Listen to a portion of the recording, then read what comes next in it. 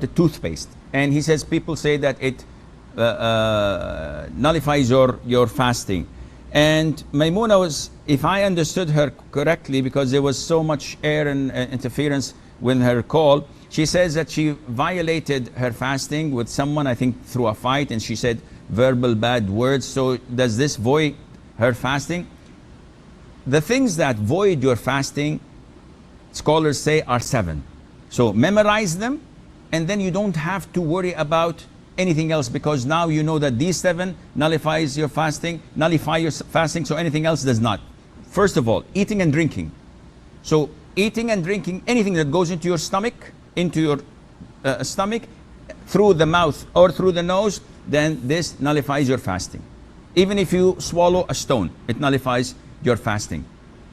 Secondly, whatever takes the role of food and drink, such as the IV, if you have glucose, for example, that you can live for 3-4 days without eating and drinking, just because of this IV is going into your veins. So this nullifies your fasting. And this means that if I take antibiotics, if I take Voltaren shots, if I take insulin, if I take penicillin, anything that does not nourish me, that does not take the role of eating and drinking, this doesn't nullify your fasting. So if someone says, if I have to take vaccines, does it affect my fasting? No, it doesn't.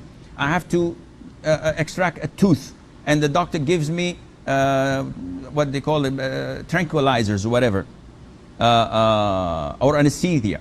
Does it affect my fasting? The answer is no. Thirdly, vomiting intentionally. I ate too much, I have something going on, I don't like it, I put my finger or smell something and I vomit intentionally, this voids my fasting. If I ate too much and I feel disturbed and all of a sudden, without me helping it, I'm throwing up, I'm vomiting, this is unintentional, it doesn't affect your fasting. Fourthly, cupping, and this is an issue of dispute among scholars. So the most authentic opinion, it's safer not to cup while fasting. Cupping is having scratches and slashes on the back of your neck or on your shoulders, and then extracting the rotten blood. And it's a form of healing and medication. It is good. The Prophet encouraged it, alayhi salam. But during fasting, refrain from it, because it's an issue of dispute.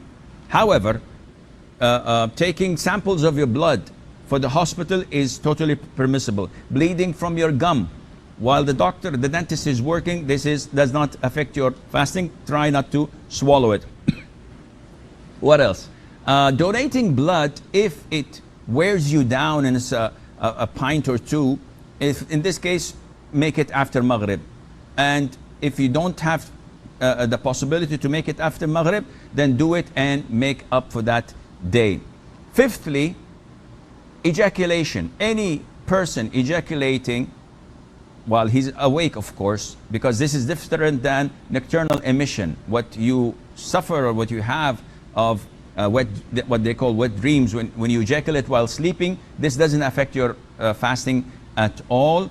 But if you do it intentionally while awake, by looking at something or thinking or masturbating, this nullifies your fasting. Sixth is intercourse, and this is the highest of all.